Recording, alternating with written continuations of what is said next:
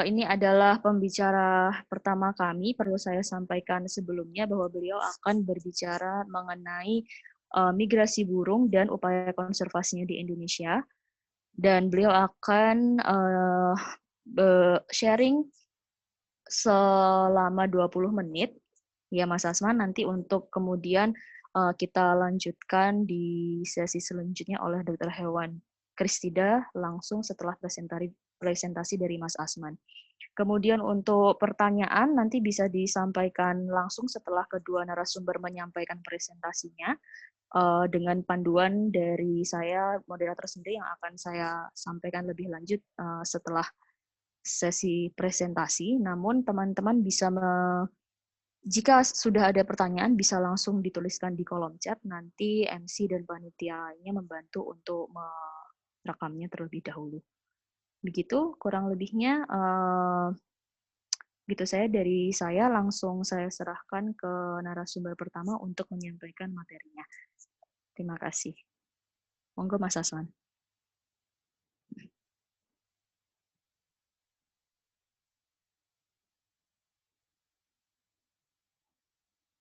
Ngapunten, ini sepertinya harus di-unmute dulu Mas Asman. Ya. Halo, selamat pagi. Assalamualaikum warahmatullahi wabarakatuh. Waalaikumsalam.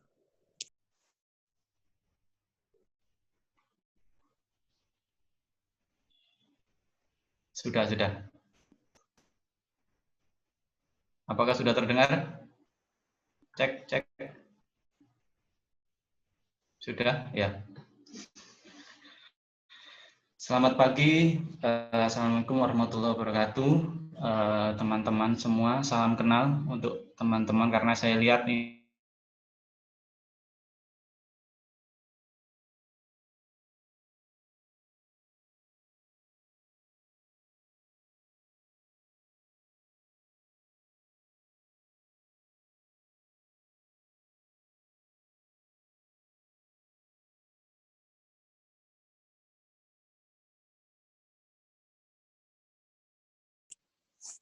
Sepertinya sinyal Mas Asman agak hilang sebentar ya ini ya.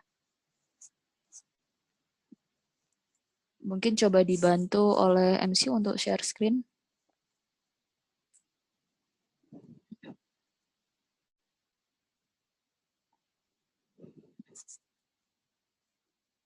Ya. ada sedikit gangguan sebentar. Ya. Selamat pagi, salam kenal rekan-rekan semuanya yang belum pernah berjumpa dengan saya. Oke, saya coba share screen-nya atau langsung dari situ ya, teman-teman panitia. Ya Mas, langsung dari sini aja. Oke, coba di slideshow. Jadi, terima kasih rekan-rekan panitia. Salam kenal juga untuk Dr. Hewan Kristida, untuk semua rekan-rekan yang saya belum pernah berjumpa. Seperti yang sudah disebutkan oleh Dr. Irna tadi, saya akan sharing terkait dengan aktivitas migrasi burung atau burung yang bermigrasi di Indonesia. Tidak spesifik ke burung elang karena ini juga biar semuanya juga paham terkait dengan apa itu migrasi burung dan di Jogja itu ada apa saja sebenarnya. Jadi nanti saya akan coba sampaikan juga beberapa contoh migrasi burung yang ada di Jogja. Jadi burung-burung yang memang bermigrasi ke Jogja. Oh ya, sebelumnya mohon maaf kamera saya ternyata sudah mati dengan sendirinya tanpa harus saya matikan karena memang sering error di laptop saya, jadi tidak mengapa ya. Oke, mungkin bisa di slideshow kan, Mbak?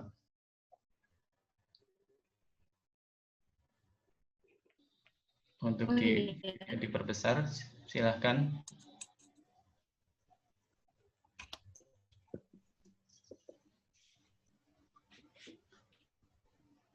Langsung saja ke slide berikutnya, ke slide 3.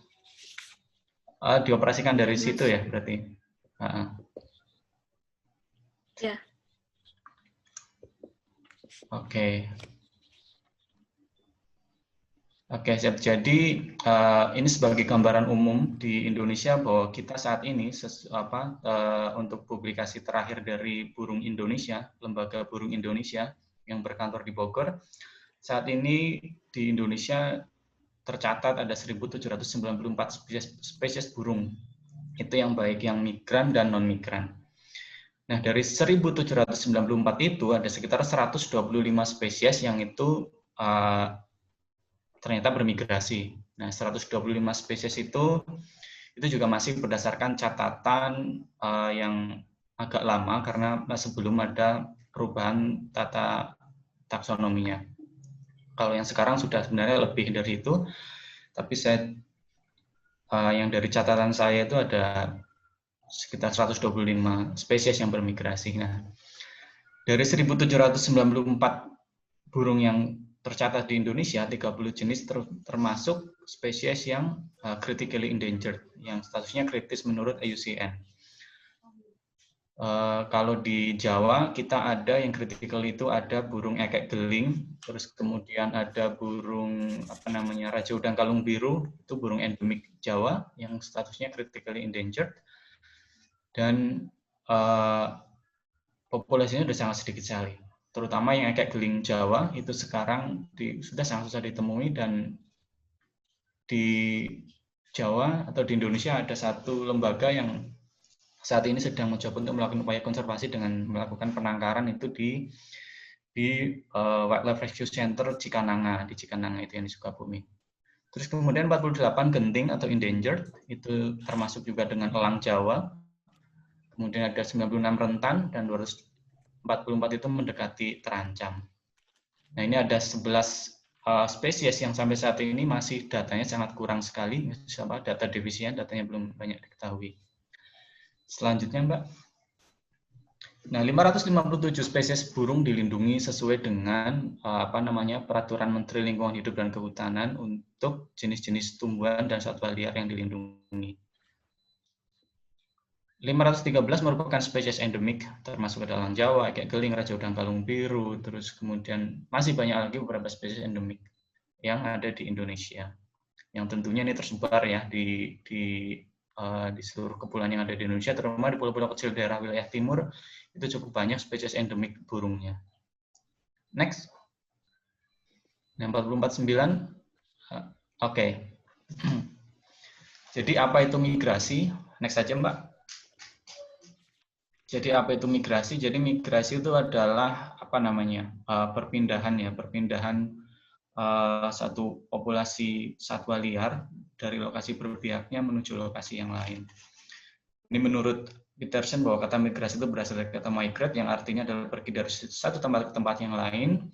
Nah, dalam konteks burung ini, migrasi hanya ditujukan pada pergerakan dari populasi burung yang terjadi pada waktu-waktu tertentu. Ini biasanya ini dipengaruhi oleh faktor perubahan kondisi lingkungan yang cukup ekstrim. Misalkan saat ini di belahan bumi bagian utara sedang musim dingin. Musim dinginnya cukup ekstrim, beberapa spesies tidak dapat bertahan hidup karena faktor makanannya juga mulai berkurang. Jadi mereka bergerak ke negara-negara dengan iklim tropis. Salah satunya Indonesia. Nah, ini juga bukan hanya burung sebenarnya, tapi juga spesies-spesies satwa lain mungkin juga bermigrasi. Itu ya. Next. Nah, seperti gambar ini gambaran bagaimana burung elang melakukan migrasi dalam dari koloni yang kecil hingga koloni yang cukup besar. Nah, kalau di Indonesia untuk migrasi burung elang dengan koloni besar seperti ini, teman-teman kalau ada yang dari Bali mungkin bisa bermain ke daerah Karangasem, itu di sebelahnya Pura Lembuyang, itu ada di stasiun relay TVRI di Bukit Sege. Itu di sana dalam setengah hari teman-teman bisa melihat ribuan burung elang yang melintas, yang akan menyeberang ke Selat Lombok, terus kemudian masuk ke Nusa Tenggara. Kalau ini kebetulan ini adalah foto yang saya ambil waktu di Thailand, di salah satu lokasi spot untuk penelitian migrasi burung elang yang ada di sana. Next, Mbak.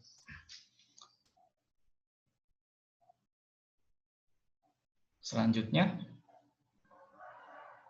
lagi. Jadi fungsi dan tujuan migrasi, jadi secara umum burung maupun satwa liar itu melakukan migrasi disebabkan oleh suatu hal yang tadi saya sebutkan. Di antaranya adalah untuk memberikan tanggapan terhadap tekanan yang disebabkan oleh kondisi alam untuk kelangsungan hidup mereka. Jadi misalkan musim dingin, binatang-binatang kecil yang menjadi mangsa mereka, reptil, amfibi, mereka tidak menghilang, terus kemudian mereka tidak dapat mencari makan. Kesulitan untuk mencari makan, mereka bergerak ke lokasi yang dengan iklim tropis atau Indonesia. Nah, ini juga memungkinkan digunakannya lingkungan yang berbeda atau yang baru sebagai bagian dari siklus hidupnya. Artinya mereka memanfaatkan kondisi alam di belahan bumi yang lain untuk menopang kehidupan mereka. Ya, seperti di Indonesia, kita tahu bahwa kita negara dengan iklim tropis yang itu sudah pasti menguntungkan bagi burung-burung yang melakukan migrasi. Seperti misalkan kita di Jogja, kita bisa mengamati burung migran yang dari mulai burung yang berada di pesisir hingga ke pegunungan. Next. Ini adalah salah satu contoh spesies burung yang bermigrasi dan singgah di muara Sungai Progo di Kulon Progo. Ini namanya burung gedidi besar. Ini setiap tahun pasti selalu ada di muara Progo. Next, Mbak. Nah, ini kalau kita kita coba telaah lagi bahwa ternyata memang migrasi-migrasi itu juga memiliki pola dan jenis-jenis migrasinya. Misalkan ini adalah migrasi yang berdasarkan lokasi, latitudinal migration itu yaitu perpindahan dari suatu tempat ke tempat lain di mana ketinggian lokasi asal dan lokasi tujuan bukan merupakan faktor pertimbangan utama. Nah, migrasi jenis ini biasanya dilakukan antara dua tempat berjauhan dan memiliki perbedaan kondisi alam atau cuaca yang ekstrim. Misalnya migrasi dari belahan bumi utara ke belahan bumi selatan atau migrasi dari Asia Utara ke Australia. Nah, ini yang terjadi pada burung-burung yang singgah di Indonesia. Khususnya untuk burung-burung yang bermigrasi ke Australia, rata-rata adalah burung-burung jenis burung shorebird atau burung pantai kita kenalnya. Itu mereka yang singgah di Jogja. Nah, mereka kalau burung pantai ini sampai ke Australia dan sampai ke New Zealand. Berbeda dengan burung elang yang bermigrasi ke Indonesia, sampai dengan saat ini belum ada catatan burung-burung elang itu bermigrasi hingga sampai ke Australia. Justru malah ada beberapa yang dari Australia itu ketika di musim panas mereka bermigrasi, ketika kita di sini musim panas mereka bermigrasi dari Australia ke Indonesia. Misalnya di bulan-bulan Mei sampai dengan bulan Juli ada beberapa spesies yang bermigrasi ke Indonesia bagian timur khususnya. Itu jenis ada sekitar 3-4 jenis gitu ya. Nah, ini kemudian ada jenis migrasi yang lain adalah altitudinal migration. Ini termasuk ke dalam kelompok yang sebelumnya, Mbak. Ke dalam kelompok ini adalah perpindahan antara dua lokasi yang memiliki ketinggian di atas permukaan laut yang cukup berbeda. Jadi migrasinya terjadi secara vertikal. Biasanya migrasi jenis ini dilakukan pada lokasi yang tidak berjauhan. Nah, ini kita sebut juga kalau khususnya untuk burung-burung elang, misalkan ini adalah jenis-jenis yang bermigrasi secara secara tiba-tiba atau migrasinya ini migrasi lokal, misalkan yang dia migrasi dari wilayah pantai terus kemudian berpindah ke wilayah pegunungan. Dan umumnya ini migrasi untuk spesies-spesies yang muda yang mereka akan mengembangkan wilayah jelajahnya atau berpindah dari satu pulau ke pulau lain yang masih dalam satu wilayah negara. Misalkan di Indonesia migrasinya hanya sampai ke Jawa Bali misalkan gitu ya, migrasinya, atau yang memang dari pantai ke pegunungan. Makanya kadang teman-teman pengamat burung sering mungkin ada beberapa kasus yang menjumpai jenis elang laut kalau ditemukan di pegunungan misalkan. Nah, ini kemungkinan dia sedang melakukan migrasi lokal untuk beberapa saat, terus kemudian setelah mengalami sudah menuju dewasa, mereka akan kembali ke daerah-daerah pesisir seperti itu.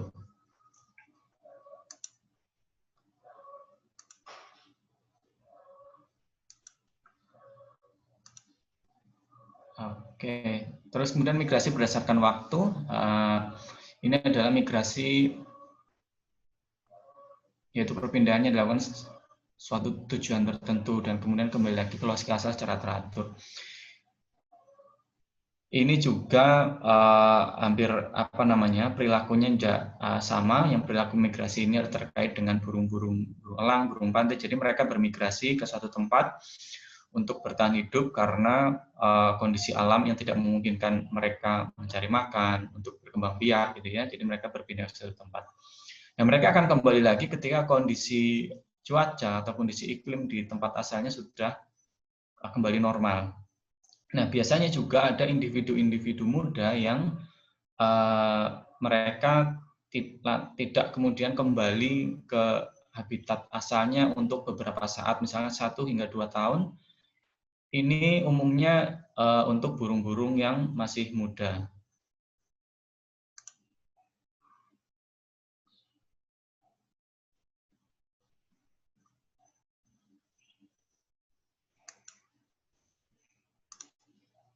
Halo, cek apakah terjadi keeroran? Sepertinya ada kendala sinyal ini, Mas. Mungkin nanti Saya yang coba lain share bisa dari minta sini ya. tolong, ya, share screen.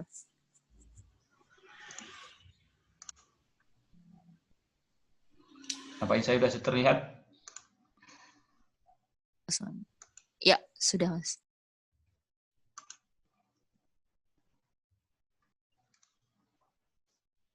Oke.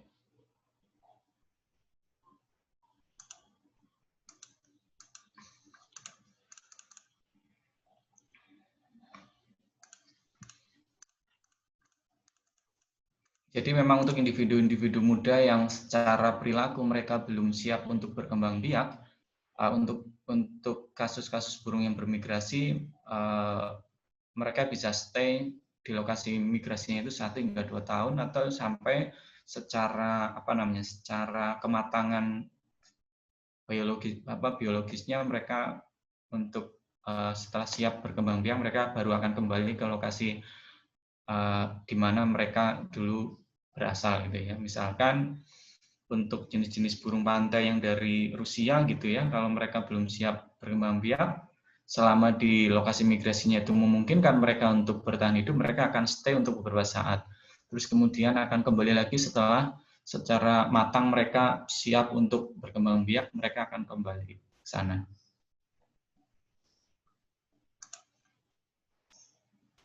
Nah, waktu-waktu migrasinya adalah ini adalah waktu migrasi mereka itu ada di ketika di sana adalah di musim migrasi musim gugur atau migration ini terjadi di mulai bulan September hingga bulan Maret.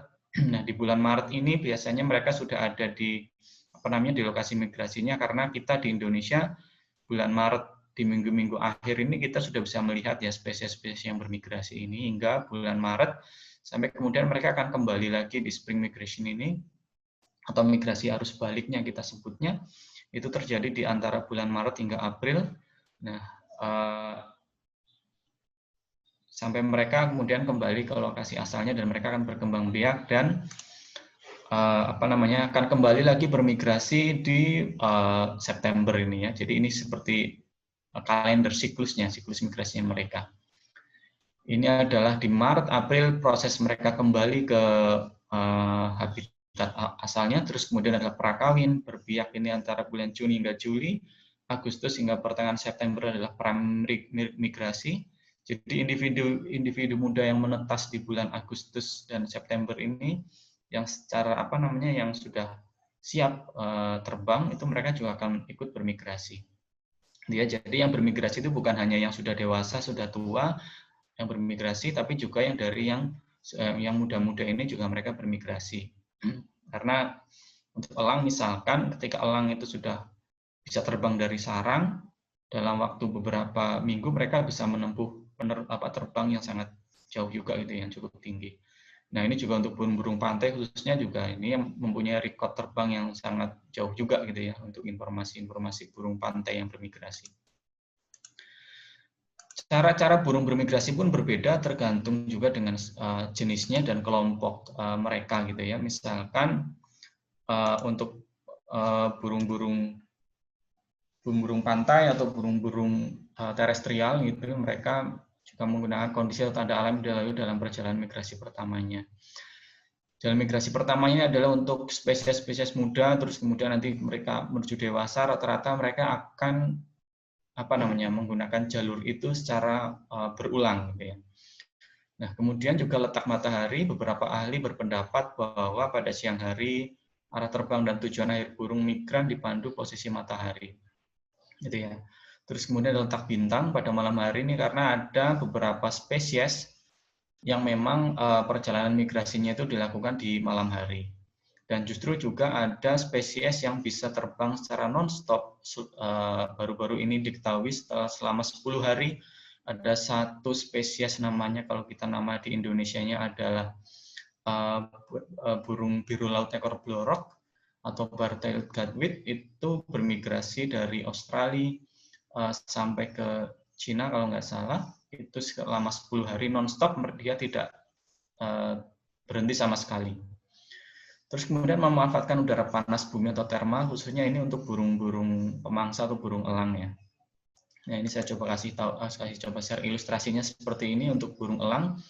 Jadi cara burung raptor atau burung elang yang bermigrasi itu mereka memanfaatkan kondisi panas udara panas yang naik dari permukaan bumi ke atas yang akan mendorong mereka berputar sampai tinggi, kemudian mereka akan meluncur. Ini untuk efisiensi tenaga mereka. Nah, makanya kenapa sering kita jumpai elang yang banyak yang sering elang berputar-putar terbang dengan tinggi. Nah, ini adalah jalur-jalur terbangnya. Jadi memang kita di Indonesia adalah masuk ke dalam ada 2 jalur terbangnya. Jalur terbang bagian timur Asia Australasia yang disebut juga East Asian Australasian Flyway. Jalur terbang ini mencakup daerah berbiak dari Siberia, Cina, dan Alaska memanjang ke selatan nih, melewati persinggahannya di Asia Tenggara, Papua Nugini, Australia, Selandia Baru, dan Kepulauan Pasifik. Jalur terbang Indo-Asia ini memanjang dari tempat berbiaknya di Siberia Tengah melalui Himalaya hingga ke daratan subbenua India. Nah, kita berada di jalur terbang yang East Asian Australasian Flyway. Nah, kebetulan ini juga ada jaringan kerjanya dan Indonesia secara melalui Kementerian Lingkungan Hidup dan Kehutanan sudah tergabung untuk di kemitraan jalur terbang Asia Timur Australia ini. Ini pembagian jalur terbangnya. Nah, kita ada di yang sini juga masuk ke West Pasifiknya, juga ada beberapa spesies yang juga diketahui bermigrasinya di sini. Oke, jenis burung apa saja yang bermigrasi ke Indonesia? Nah, saya coba kelompokkan menjadi 3 kelompok. Itu ada di burung elang atau burung raptor. Itu ada 41 jenis, di mana 26 jenis merupakan yang migrasinya jarak jauh. 41 ini adalah juga dibagi lagi menjadi ada yang migrasinya migrasi lengkap, tidak lengkap, terus kemudian ada yang migrasi lokal. Jenis peserin atau burung-burung terestrial seperti ada jalak Cina, ada burung layang-layang, ada burung apalagi burung sikatan. Ini memang sampai saat ini masih belum banyak diketahui jenisnya, kira-kira ada berapa secara tepatnya, karena memang dari sisi perjumpaan juga tidak cukup banyak karena aktivitasnya lebih banyak di daerah-daerah hutan. Terus kemudian ada burung pantai, ada sekitar 67 jenis burung pantai yang masuk ke Indonesia, yang singgah ke Indonesia, yang bermigrasi itu. Ini tersebar hampir di seluruh Indonesia. Nah, baru-baru ini juga ada catatan baru, new record untuk catatan di Jawa, itu ditemukan di Muara Progo. Nah, ini belum dipublikasikan sama yang menemukan. Kita masih coba dorong untuk ini nanti bisa dipublikasikan gitu ya. Sebelumnya tercatat di Bali, tapi di Jawa belum pernah tercatat sampai saat ini, dan baru-baru ini tercatat di Muara Progo. Burung pemangsa atau raptor atau kita sebutnya elang, yang paling umum di Indonesia kita ada 3 spesies, diantaranya ini ada sikep madu Asia. Nah, ini di Wildlife Rescue Center di Jogja, WRC Jogja ini sering nih, karena di sana juga sering dilewati dan sering juga tiba-tiba mendapat kiriman dari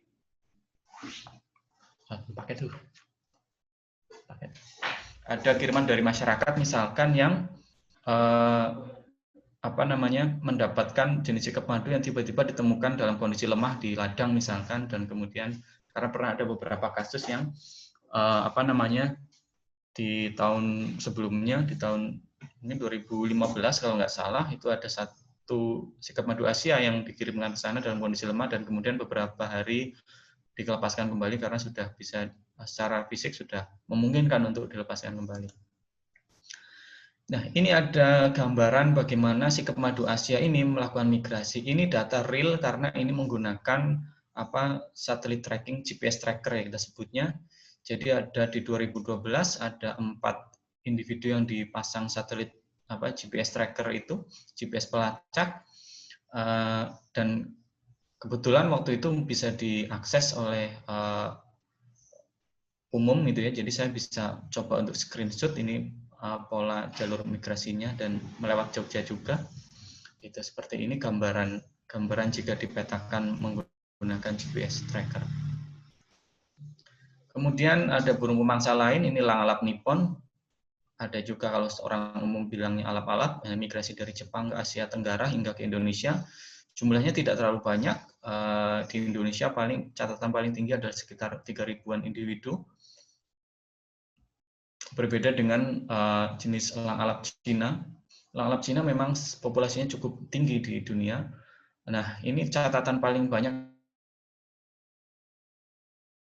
di Indonesia itu di Pulau Sangihe. Di Kepulauan Sangihe itu mencapai 230.000 individu dalam dalam satu kali pengamatan musim migrasi dari bulan September hingga bulan November oleh salah seorang peneliti elang dari Italia waktu itu di 2007. Nah, ini adalah gambaran bagaimana burung elang alap Cina itu bermigrasi yang ada di Sangihe. Ini bisa seperti ini kalau di foto dalam satu frame bisa penuh dengan gambar burung elang alap yang terbang berputar gitu ya.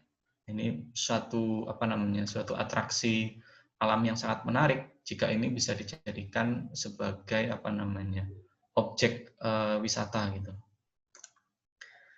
Oke, tadi adalah 3 jenis burung elang yang cukup umum yang bermigrasi singgah, yang melintas dan singgah di Indonesia. Kemudian ada pasrin, diantaranya adalah layang-layang Asia, dan ini orang Jogja pasti sangat sudah biasa melihat ini ketika di bulan-bulan sekarang ini ya, misalkan di bulan Oktober hingga Desember itu banyak. Di tahun lalu masih banyak dijumpai di Progo itu, terus kemudian di Gedung Agung di 0 km. Nah, saat ini bergeser koloninya bergeser ke Grand Ina Garuda itu yang mau masuk ke Malioboro. Nah, ini jumlahnya juga sangat fantastis karena bisa menutup pohon-pohon beringin yang ada di sekitar Pasar Beringharjo itu di sebelahnya Mall Progo. Ini adalah catatan teman-teman dari Paguyuban Pengamat Burung Jogja untuk jenis burung layang-layang yang singgah di Jogja. Ini tahun 2015. Jumlahnya bisa mencapai paling tinggi itu sekitar 147.870 ya. 147.870 individu. Nah, ini dicatat oleh rekan-rekan dari pengamat burung Jogja dan coba dikompilasi oleh teman-teman Biolas Kauwin di Sunan Kalijaga. Jumlahnya hingga 147 ribuan. Ini jumlah yang sangat banyak dan pastinya upaya teman-teman untuk menghitung juga usahanya cukup tinggi juga gitu, karena menghitung burung dengan jumlah yang sangat banyak itu saya sudah merasakan cukup kerepotan juga gitu. Nah, ini teman-teman sudah mencoba untuk mendokumentasikan spesies ini yang mampir ke kota Jogja.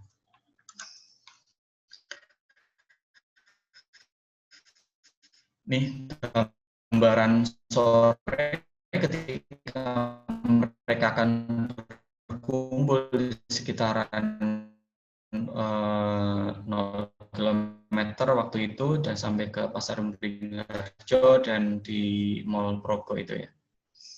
Ini kalau sore, langit sore itu bisa sangat banyak sekali.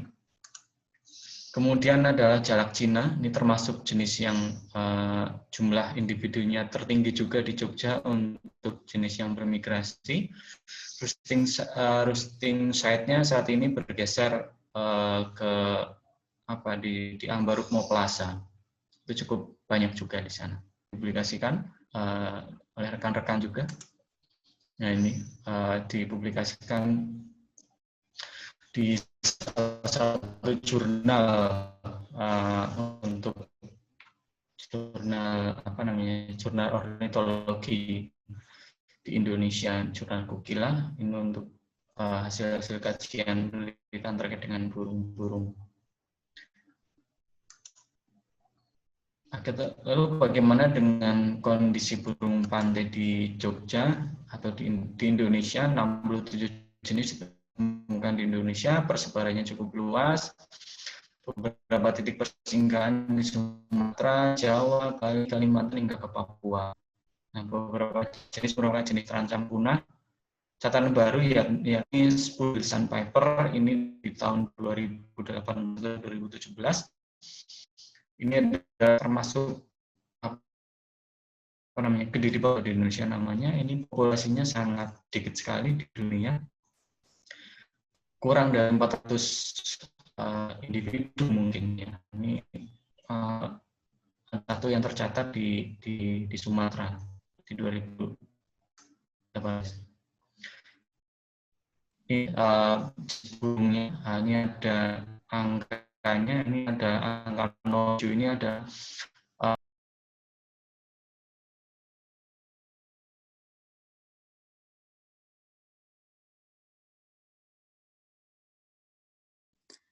Ya, sepertinya ada kendala sinyal dari Mas Asman. Ini dibantu oleh panitia untuk share screen kembali.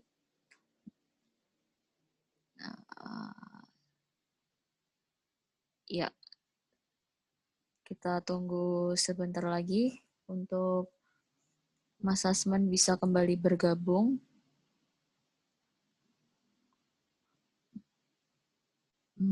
Ya. Sudah bergabung. Sudah bergabung lagi. Ngapunten Mas Asman, waktunya tinggal 3 menitan lagi, Nje. Oke, saya coba percepat ya. Ya.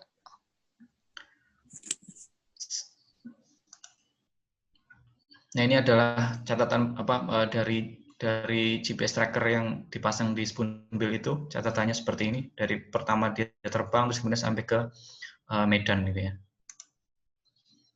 Nah, ini contoh nilai penting kawasan sebenarnya untuk Jogja yang untuk bermigrasi bermigrasi burung-burung pantai ini adalah di Pantai Trisik.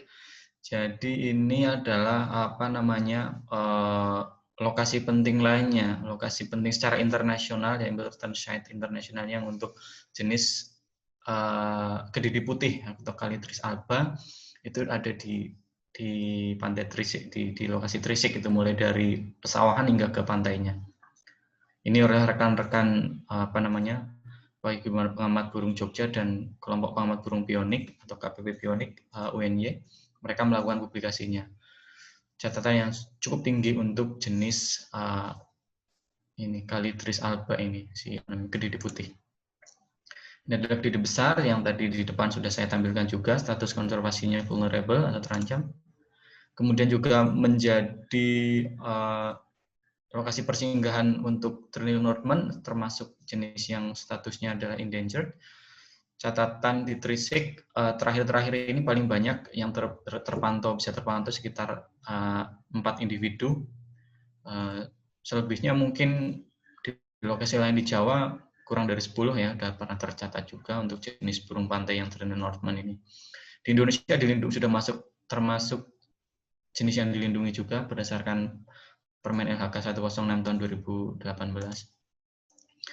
Nah, selain migrasi dari utara juga kita ada migrasi dari selatan, beberapa spesies yang terpantau tercatat di Jogja, misalkan ada cekakak suci, ini adalah Halcyon sancta atau Turdurambus sanctus. Ini cukup umum ya, di pertengahan tahun biasanya terlihat di kawasan pesisir hingga ke tengah kota juga. Kemudian ada Gedasi Australia, ini juga burung yang kecil tapi bermigrasi cukup jauh juga. Ini bisa ditemukan di Jogja. Nah, kemudian sebenarnya apa sih ancaman yang paling terlihat gitu ya untuk burung-burung yang bermigrasi?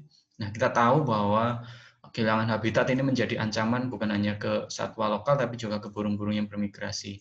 Alih fungsi lahan misalkan di situ biasa bisa untuk persinggahan, itu nggak akan sulitan untuk burung-burung itu. Contoh dengan Purupa, itu ada pulau di mana burung-burung sikap madu Asia itu start kembali ke habitat asalnya sebelum meninggalkan Indonesia. Mereka akan menggunakan pulau Purupa itu untuk stop over.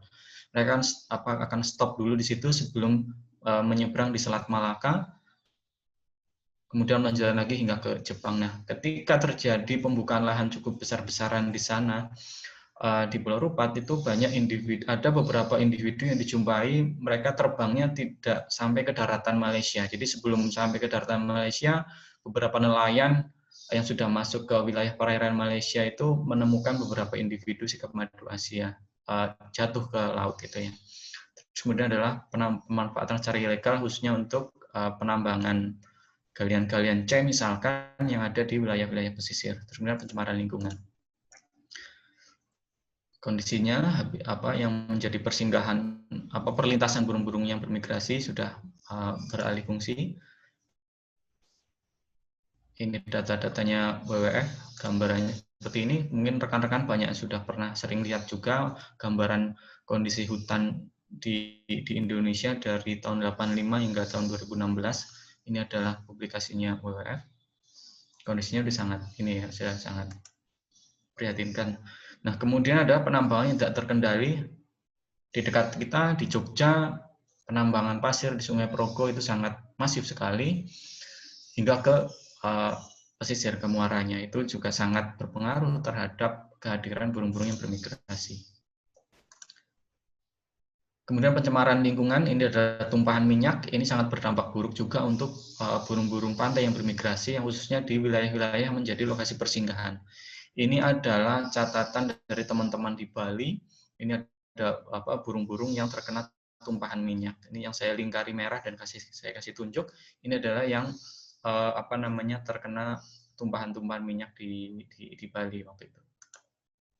Ini adalah hasil publikasi di beberapa media. Jadi menurut rekan-rekan yang melakukan rescue waktu itu dan mencoba untuk melakukan penandaan itu hanya berhasil menangkap 5 individu dari yang terkena tumpahan minyak itu. Nah, sebenarnya apa sih nilai penting burung yang bermigrasi ke Indonesia? Nah, migrasi burung ini adalah nilai pentingnya adalah ini untuk mengukur kualitas lingkungan secara cepat, bukan hanya untuk tempat yang disinggahi, melainkan sepanjang jalur yang dilewati sebagai jalur yang utama. Nah, karena ketika kondisi lingkungan itu sudah mungkin yang awalnya menjadi lokasi persinggahan burung yang bermigrasi terus kemudian tidak lagi dijumpai burung-burung yang bermigrasi, kita patut patut dipertanyakan bahwa apa yang sedang terjadi di kondisi lingkungan kita. Misalkan di tahun 2015 hingga tahun 2017 ketika penambangan pasir di Muara Progo sangat tinggi waktu itu, kemudian daerah daratan yang berlumpur dan berpasir menghilang, burung-burung pantai yang ada di Muara Progo pun bergeser lokasinya, tidak lagi di sana. Baru kembali lagi ketika kondisi sudah mulai ada pasir, ada pasir berlumpur gitu ya, burung-burung pantainya mulai terlihat lagi. Kemudian sebagai daya tarik terhadap atraksi wisata alam atau wisata minat khusus. Nah, ini sudah dikembangkan di beberapa negara tetangga, di Malaysia, di Thailand. Jadi ketika musim-musim migrasi, justru Dinas Pariwisata setempat mereka menggenjot aktivitas wisata orang untuk melihat burung-burung yang bermigrasi. Tapi berbeda kondisinya saat ini ya, karena dengan kondisi pandemi di semua negara yang terkena pandemi COVID-19 tentunya juga mengurangi aktivitas itu. Tapi di masa-masa normal, burung-burung yang bermigrasi ini memiliki daya tarik tersendiri. Bahkan kita di Indonesia dari tahun 2004 dimulai dari Bogor, terus kemudian bergeser ke Bali, rekan-rekan juga sudah melakukan kegiatan-kegiatan promosi aktivitas migrasi burung elang itu menjadi daya tarik wisata. Kemudian sebagai objek penelitian dan pembelajaran terkait burung-burung yang bermigrasi setelah habitatnya, ini masih banyak sekali yang belum dikaji terkait dengan perilaku, ekologi habitatnya gitu ya.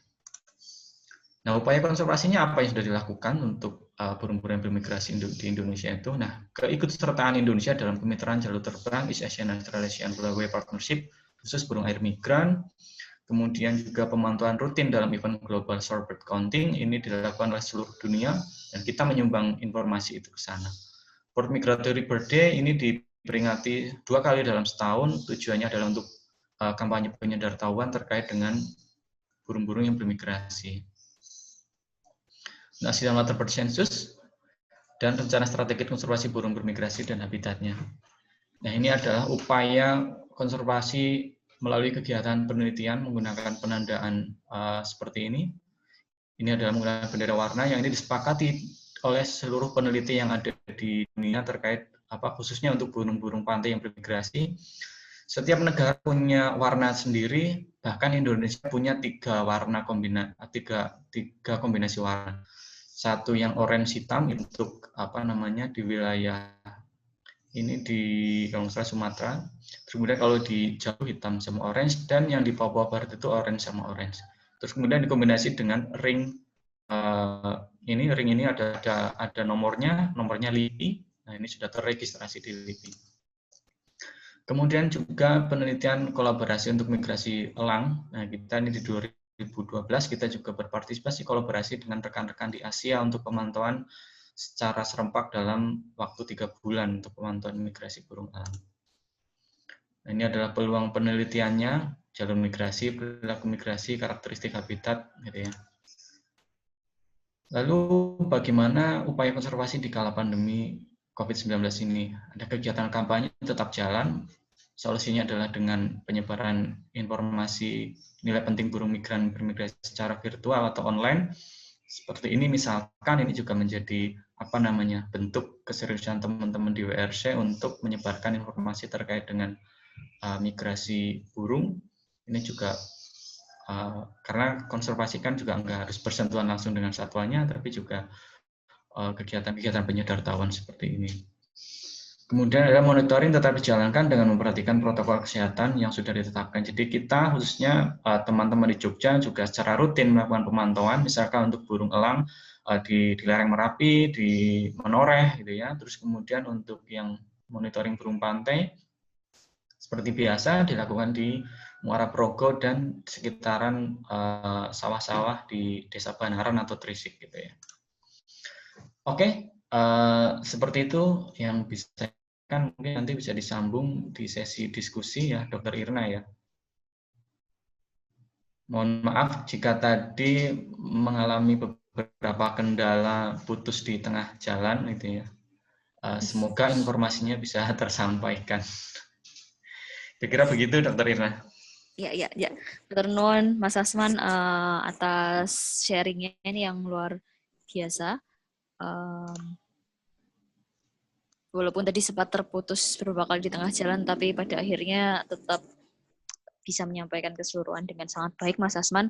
Jadi kita sudah dapat informasi banyak ya tentang, tadi sudah dibahas alasan kenapa burung bermigrasi, dan juga yang lebih penting itu apa sih sebenarnya nilai penting dari migrasi sendiri untuk lingkungan dan ekosistem secara keseluruhan ya. Kemudian tadi juga Mas Asman menjelaskan lebih detail tentang jenis-jenis migrasi, kemudian jalur migrasi burung-burung itu seperti apa, khususnya jenis-jenis burung bermigrasi yang ada di Indonesia itu apa saja. Kemudian secara detail lagi juga ditampilkan data mengenai berapa jenis dan data populasi burung bermigrasi yang ada di Indonesia, khususnya di area Jogja ya Mas Asman. Kemudian yang nggak kalah penting lagi, tadi juga sudah dijelaskan bahwa dampak kerusakan lingkungan itu seperti apa pada burung migrasi. Tadi ada gambar yang cukup menarik tentang oil spill atau tumpahan minyak yang tentunya dampaknya sangat buruk pada burung migrasi itu sendiri. Nah, kemudian juga dijelaskan upaya konservasi itu ternyata bisa dalam berbagai bentuk, termasuk penyedartahuan seperti ini juga merupakan bentuk upaya konservasi dalam konservasi terhadap burung migrasi. Kemudian kegiatan lain berupa penelitian, pengamatan yang masih harus terus di-encourage atau didukung dalam kaitannya untuk mensupport kegiatan konservasi burung migrasi.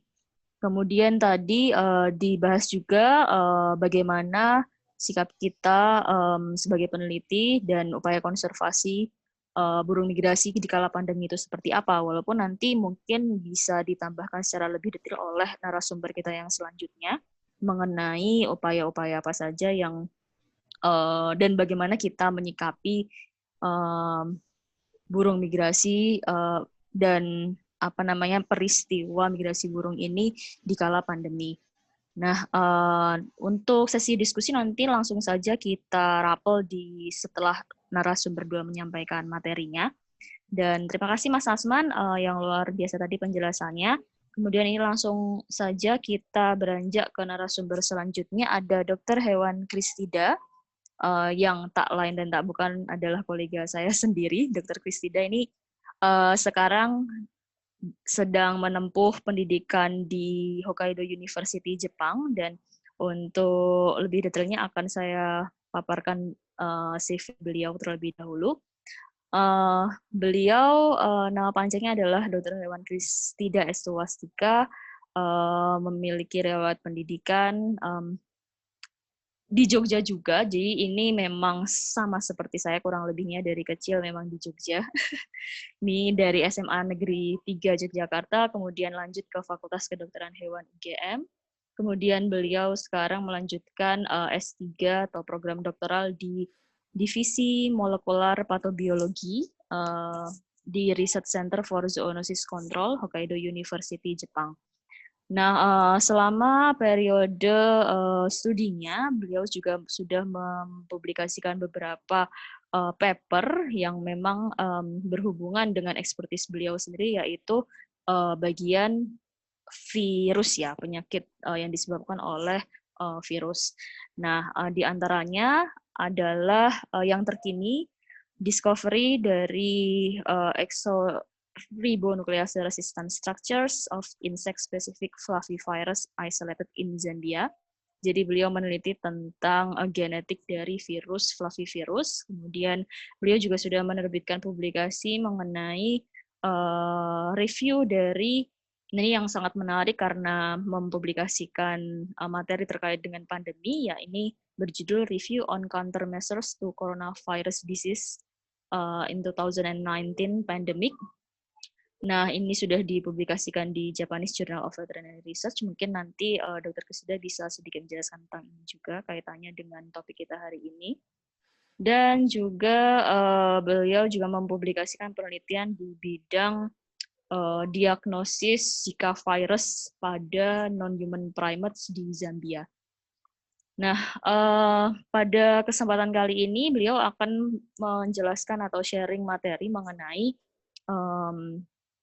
ini tagline-nya sangat menarik sesuai dengan judul webinar kita, burung migrasi, kawan atau lawan di masa pandemi. Nah, yang menarik adalah kita bisa mengetahui apakah burung migran ini memberikan potensi untuk penyakit menular dari hewan ke manusia atau zoonosis, dan bagaimana kita harus menyikapi mereka di kala pandemi ini. Ya, waktu presentasi 20 menit, Dok. Nanti langsung kita lanjut ke diskusi di akhir. Peserta webinar bisa mulai mengetik pertanyaan. Mungkin jika ada pertanyaan tadi dari Mas Asman juga di kolom chat. Dan nanti akan kita bahas setelah Dokter sudah selesai menyampaikan materi. Baik, demikian dari saya sementara. Monggo Dokter Kristida bisa langsung dimulai.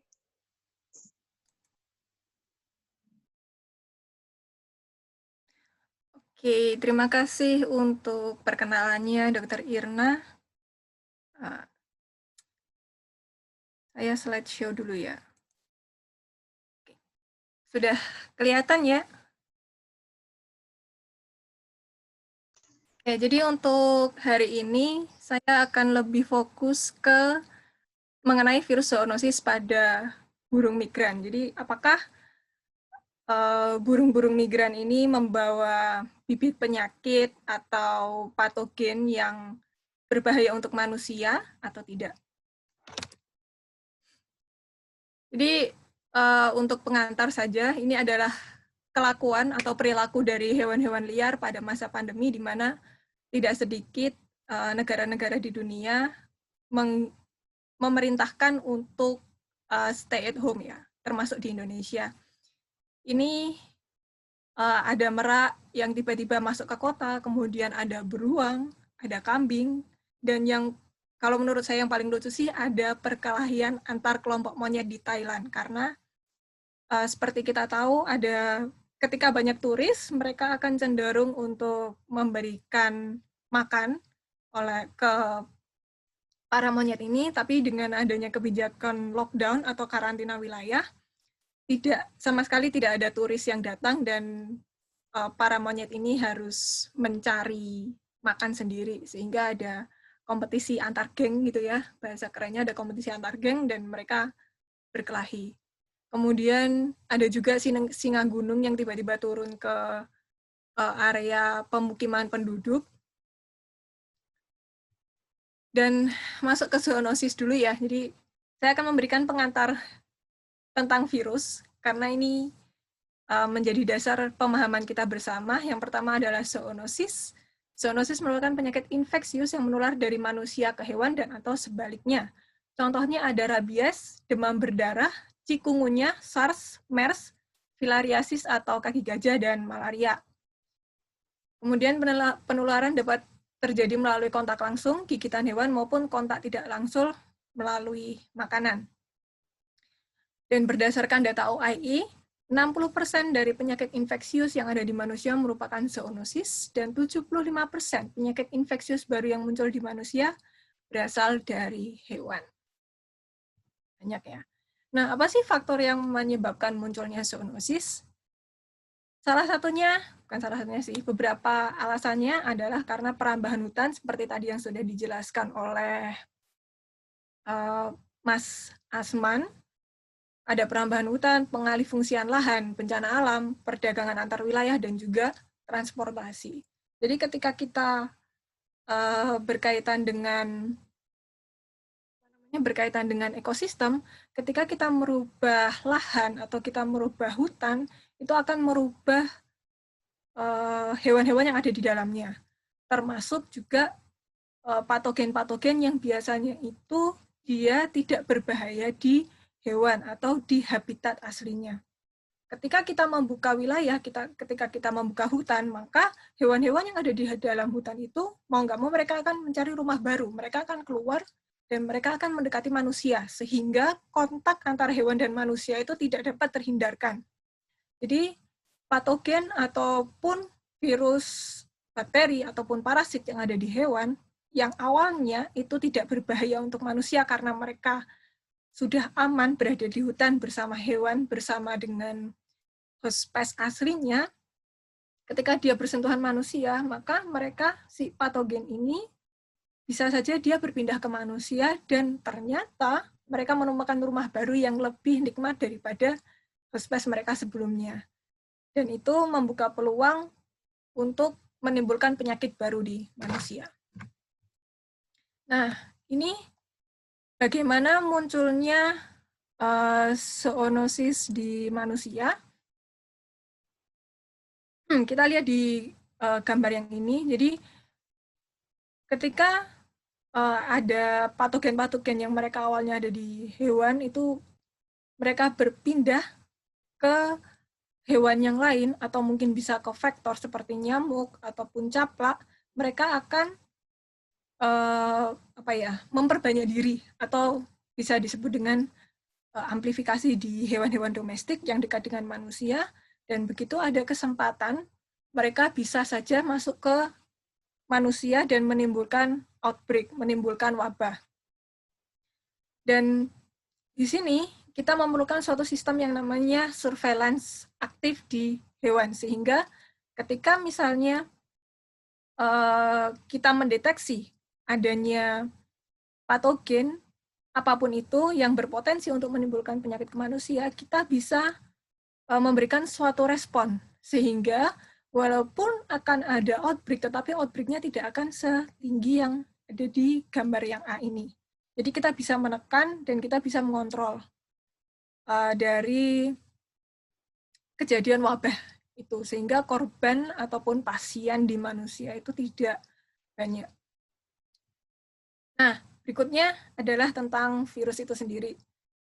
untuk teman-teman yang pernah kuliah di kedokteran hewan ataupun di Fakultas Biologi mungkin tidak asing dengan virus. Jadi ya, virus itu sangat kecil dan cukup merepotkan. Saya akan mencoba untuk menjelaskan secara singkat. Jadi yang pertama, ini adalah proses hidup dari si virus itu. Pertama, dari lingkungan. Mereka ada dua jenis, ada yang beramplop dan ada yang tidak beramplop. Nah, mereka ini akan berusaha untuk masuk ke sel. Kita anggap saja ke sel manusia. Setelah mereka menempel pada reseptor yang sesuai, mereka akan melepaskan RNA atau DNA, genom mereka, kemudian akan lanjut ke replikasi atau bahasa mudahnya perbanyakan genom itu sendiri. Nah, setelah mereka memperbanyak genom dan memproduksi protein-protein, mereka akan menyusun diri mereka sendiri hingga akhirnya mereka akan lepas dari sel inangnya itu. Nah, ukuran virus itu beragam, tapi yang jelas mereka jauh lebih kecil dari sel manusia ataupun sel bakteri.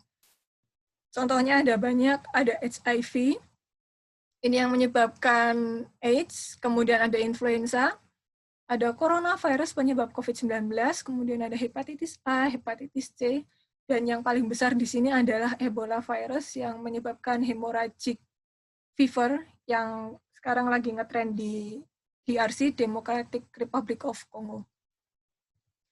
Nah, untuk klasifikasinya cukup ya ribet ya karena virus itu kecil. Jadi pertama bisa diklasifikasikan berdasarkan genomnya, apakah mereka DNA atau RNA, apakah mereka single strain atau double stranded.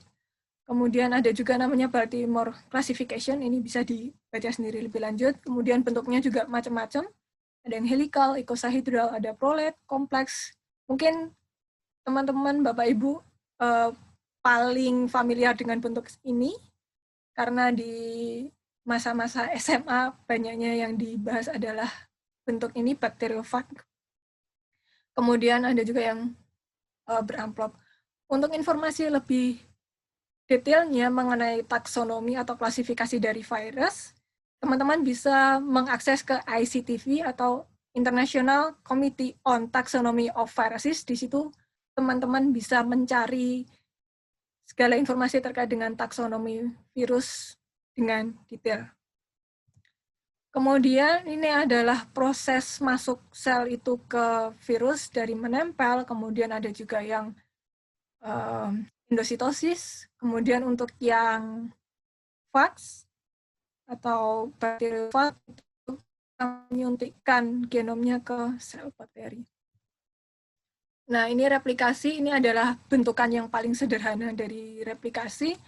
Jadi virus itu ada yang replikasi di inti sel, ada yang replikasi di sitoplasma, dan ini tergantung jenis virusnya ya. Jadi ketika mereka bereplikasi, mereka juga memproduksi protein, selain memperbanyak genomnya, mereka juga memproduksi protein untuk kemudian mereka self-assembly. Jadi mereka menyusun diri mereka sendiri hingga terbentuk virion yang lengkap. Nah, kemudian ketika mereka lepas keluar, jadi virion yang lengkap yang ada kapsidnya itu, ada beberapa cara mereka keluar dari sel, itu ada apoptosis, ada budding, ada exositosis, dan ada juga yang dorman. Untuk untuk virus-virus yang beramplop, itu mereka kebanyakan budding, dan menggunakan sel membran dari hostnya itu sebagai amplopnya. Nah, kemudian virus range, ini ada yang menyebutnya equilibrium dan non-equilibrium. Tapi kalau saya menyebut ada yang spesifik ke manusia, ada juga yang berpotensi zoonosis seperti influenza, HIV, SARS, Ebola, kemudian SARS-CoV-2 yang sekarang lagi ngetrend. Dan ini spesial banget influenza karena dia ada antigenic shift, di mana ketika ada dua jenis virus influenza yang menginfeksi sel yang sama, itu mereka bisa menghasilkan strain atau jenis yang baru.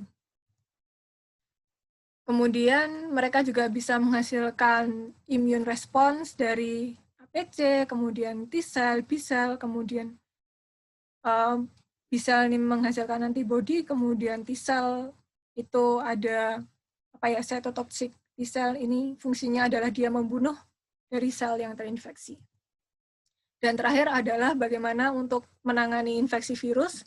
Salah satunya adalah dengan vaksin, dan itu bahannya macam-macam ya. Ada yang virus yang dilemahkan maupun ada yang subunit. Kemudian untuk antiviral ini juga macamnya banyak banget. Oke, lanjut. Virus apa sih yang biasanya ada di burung migran ya terutama. Yang pertama adalah avian influenza virus. Ini adalah contoh strukturnya. Itu dari Orthomyxoviridae, jenisnya alpha influenza virus dan spesiesnya influenza A virus. Ini adalah segmented negative sense RNA, ada 8 segmen. Panjangnya ada 10-15 kilobase.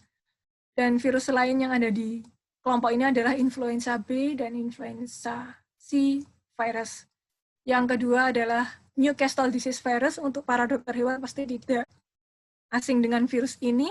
Biasa menyerang pada hewan ternak seperti ayam.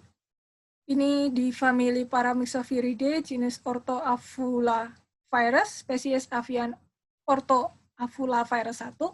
Ini adalah single-stranded negative sense RNA, panjangnya 18-13 kilobase. Virus lain yang ada di kelompok ini adalah Measles virus atau campak mungkin ya kalau bahasa Indonesianya. Dan terakhir, ini ada di famili Flaviviridae, jenis Flavivirus. Ada 2 jenis virus yang zoonosis yang diperentari oleh burung, antara lain adalah West Nile virus dan Japanese encephalitis virus. Untuk West Nile virus, sejauh ini saya belum pernah mendengar ada laporan di Indonesia, sedangkan untuk Japanese encephalitis virus ada beberapa kasus di Jawa Timur beberapa tahun yang lalu. Nah, untuk virus ini adalah single-stranded positive sense RNA dengan panjang 10-11 kilobase. Virus lain dalam kelompok ini adalah dengue virus penyebab demam berdarah. Dan kita masuk ke per virusnya ya. Yang pertama adalah avian influenza virus. Penyebaran avian influenza virus diperantari oleh migrasi burung dari satu negara atau benua ke negara atau benua yang lain. Dan kita bisa melihat pola ini dari kemiripan isolat virus dengan pola migrasi burung. Jadi, avian influenza yang ditemukan di Indonesia itu kemungkinan besar akan sama dengan avian influenza yang ditemukan di wilayah-wilayah ini. Ya, tadi untuk pola migrasi burung sudah dijelaskan oleh Mas Asman. Nah, kemudian untuk AI, ini ada macam-macam, ada influenza A virus, influenza B, influenza C, dan influenza D. Yang paling berbahaya itu adalah influenza A virus, di mana di sini kita ada 2, high pathogenic avian influenza virus dan low pathogenic avian influenza virus, yang dibedakan berdasarkan mortalitasnya. Dan subtipe dari avian influenza virus ditentukan berdasarkan protein hemagglutinins dan neuraminidase. Itu adalah protein yang ada di bagian luarnya, bagian luar dari virusnya. Ini ada macam-macam. Nah, untuk HPAIV itu biasanya H5 dan H7, N-nya apapun itu ya. H5 dan N7 yang menyebabkan mortalitas tinggi, sedangkan sisanya itu adalah low pathogenic avian influenza virus. Nah, ini ada beberapa wabah dari avian influenza mulai dari tahun 1918, itu ada H1N1, di mana ini adalah rekombinasi atau genre assortment, bahasa kerennya di dunia avian influenza. Jadi ada 2 jenis virus yang berbeda, kemudian dia memperbanyak diri di suatu host species dan akhirnya menjadi suatu varian yang patogen atau yang berbahaya untuk manusia. Dan ini terus berurutan sampai akhirnya kemarin ada pandemi H1N1 di 2009. Itu kombinasi dari beberapa jenis avian influenza yang kemudian dia memperbanyak diri di babi dan akhirnya dia menyeberang ke manusia dan menyebabkan pandemi atau wabah yang cukup besar.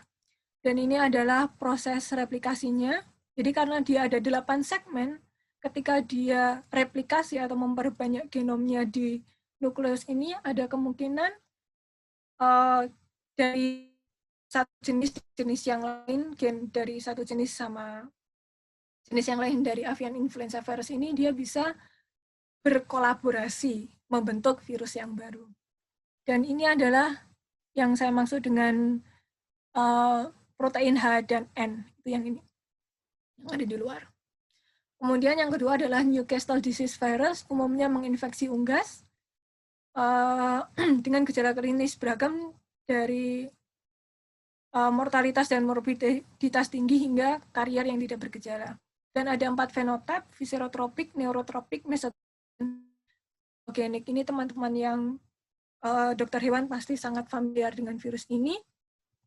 Dan ternyata virus ini bisa menular ke manusia dan menyebabkan konjungtivitis, tetapi infeksinya dapat sembuh tanpa pengobatan untuk di manusia. Dan ini ada beberapa kasus di tahun 1940-an. Kemudian berikutnya adalah West Nile virus. Mungkin ini yang tidak terlalu familiar yang ada di Indonesia. Transmisinya biasanya itu ada antara burung dan nyamuk. Nyamuknya ini biasanya spesiesnya Culex. Dan manusia dan juga kuda itu sebagai dead end host atau host akhir, di mana ketika sudah menginfeksi manusia atau kuda, virus ini tidak bisa berpindah ke host yang lain. Maksudnya bahkan di nyamuk pun perbanyakannya itu nggak cukup. Nah, ini yang cukup mengerikan itu adalah wabah West Nile di tahun 1999 di Amerika Serikat, di mana tiba-tiba di bulan Agustus hingga awal September ditemukan wabah encephalitis pada manusia dengan patogen yang berasal dari arthropoda. Dan di waktu yang bersamaan ditemukan encephalitis virus dengan penyebab yang belum diketahui pada burung gagak. Jadi sebelum tahun 99, West Nile virus ini tidak ada di Amerika Serikat. Tapi tiba-tiba di tahun 99 ini ada wabah encephalitis yang ketika investigasi detail dilakukan itu berhubungan dengan West Nile virus. Dan terakhir Japanese encephalitis virus ini didominasi dari perbanyakan ada di babi sebenarnya, dan manusia juga menjadi dead end host. Untuk gejalanya dari tidak bergejala hingga yang parah itu adalah encephalitis dan poliomyelitis like flaccid paralysis, jadi menyebabkan kelumpuhan. Nah, bagaimana dengan coronavirus sendiri? Untuk coronavirus ini adalah klasifikasinya dari ordo Nidovirales, famili Coronaviridae, subfamili Coronavirinae, dan kita melihat ke beta coronavirus. Di sini ada SARS-CoV, kemudian ada MERS-CoV, dan ini ditambah lagi dengan saat ini ada SARS-CoV-2. Dan di Coronavirinae ini ada 4 kelompok ya, alfa, beta, gamma, dan delta. Kemudian apakah coronavirus bisa menginfeksi burung? Jawabannya adalah bisa, tetapi jenisnya berbeda. Yang ada di manusia itu adalah beta coronavirus dan alpha coronavirus. Ya, termasuk SARS-CoV-2, SARS dan MERS ini ada di beta coronavirus, dan yang common cold itu tersebar di beta coronavirus dan alpha coronavirus. Sedangkan yang ada di burung ini ada di gamma coronavirus dan delta coronavirus. Nah, sedangkan bagaimana dengan SARS-CoV-2, apakah bisa ke hewan? Menurut studi in vivo di laboratorium, hewan, mereka menggunakan ayam sebagai hewan coba untuk dari golongan Aves, dan itu ternyata tidak susceptible atau si virus ini tidak bisa memperbanyak diri di ayam. Dan yang paling susceptible di sini adalah dari ferret dan juga kelelawar. Jadi berdasarkan riset ini, spesies Aves tidak dapat terinfeksi oleh SARS coronavirus 2. Jadi untuk spesies Aves cukup aman dari SARS-CoV-2 ya. Nah, bagaimana interaksi dengan burung migrasi? gampangnya adalah kita harus menjaga jarak. Jadi kalau misalnya kita melihat ada burung migrasi, ya sudah, kita biarkan dia dengan kehidupannya, kita dengan kehidupan kita sendiri. Kalau misalnya tadi ada yang kita menemukan lemah atau membutuhkan pertolongan untuk supaya mereka bisa melanjutkan migrasi, ketika kita mengambil hewannya, itu sebisa mungkin kita tidak mengambil dengan tangan kosong. Minimal menggunakan sarung tangan sekali pakai, dan itu langsung dibuang setelah kita memberikan pertolongan dari ke hewan tersebut, itu sarung tangannya langsung dibuang. Kemudian untuk teman-teman riset, ingat tetap menggunakan PPE atau personal protective equipment untuk mencegah tertular atau terinfeksi dari patogen-patogen yang ada di burung. Karena kita tidak tahu ada patogen apa saja yang sedang ada di burung itu. Dan kesimpulannya, burung migran merupakan media atau reservoir virus yang berpotensi patogen pada manusia. Kemudian beberapa virus zoonosis yang bisa ditularkan oleh burung migran antara lain avian influenza virus, Newcastle disease virus, West Nile virus, dan Japanese encephalitis virus. Berkaitan dengan pandemi COVID-19, penelitian in vivo menunjukkan bahwa SARS-CoV-2 tidak dapat menginfeksi aves. Demikian dari sharing dari saya, dan mari kita berdiskusi kalau misalnya ada pertanyaan. Terima kasih. Ya, terima kasih Dok Kristida atas penyampaian materinya yang sangat informatif ini. Jadi tadi Dr. Kristida sudah banyak menjelaskan tentang sesuai ekspertis beliau, yaitu seorang virolog. Beliau menjelaskan mengenai jenis-jenis penyakit menular dari virus yang ada di burung migran kepada manusia. Dan beliau tadi juga sempat menjelaskan bagaimana virus itu menginfeksi hostnya atau host spesiesnya, kemudian jenis zoonosis yang lebih spesifik lagi dapat menginfeksi burung migran, dan riwayat kasusnya di Indonesia. Seperti yang kita banyak tahu, kita sangat familiarnya sih di sini dengan flu burung dan Newcastle tadi ya, atau mungkin teman-teman familiar dengan penyakit tetelo istilahnya, kalau bahasa Indonesia atau Jawanya ya. Kemudian tentang coronavirus, memang pada intinya tadi dijelaskan burung bisa menjadi reservoir dan bahkan bisa terinfeksi coronavirus, namun yang berbeda genus dengan yang menginfeksi manusia saat ini, yaitu SARS-CoV-2. Nah, tadi juga disimpulkan bahwa untuk saat ini dan hingga saat ini, sesuai dengan penelitian di laboratorium, burung itu tidak peka atau tidak peka terhadap infeksi oleh SARS-CoV-2, namun masih bisa menjadi reservoir ya untuk beberapa penyakit virus yang sifatnya zoonosis. Ya, kemudian kita langsung saja, ini sesi diskusinya saya buka untuk teman-teman semua. Ini kita masih punya sisa waktu kurang lebih 30 menit untuk diskusi. Intinya ya 30 menit 25-30 menit lah waktu kita berdiskusi. Nah, ini mungkin langsung saja saya buka untuk 3 pertanyaan pertama. Ini ada, mungkin Mas Nizar bisa membantu untuk share screen jenis pertanyaan apa saja yang sudah dilontarkan oleh peserta. Ya. Ya, untuk pertanyaan pertama dari Mbak Feni Nafra, ini mengenai ada pertanyaan yang ditujukan untuk narasumber pertama dan kedua ya. Untuk yang pertanyaan pertama, mengapa burung migran yang kembali ke daerah asal pada masa perkembangbiakan tetap tinggal di daerah yang sudah ditempati untuk berkembang biak? Kemudian pertanyaan kedua, nah ini hewan sangat peka terhadap bencana. Lalu bagaimana membedakan karakter burung yang memang mereka sedang migrasi dan adanya bencana? Kemudian pertanyaan untuk narasumber kedua, Apabila burung terserang virus, apakah bisa menular ke manusia? Dan jika virus tersebut bisa mati, apakah virus tersebut bisa mati jika kita memasak dengan baik? Nah, kemudian untuk pertanyaan selanjutnya dari dari peserta kedua, mohon maaf.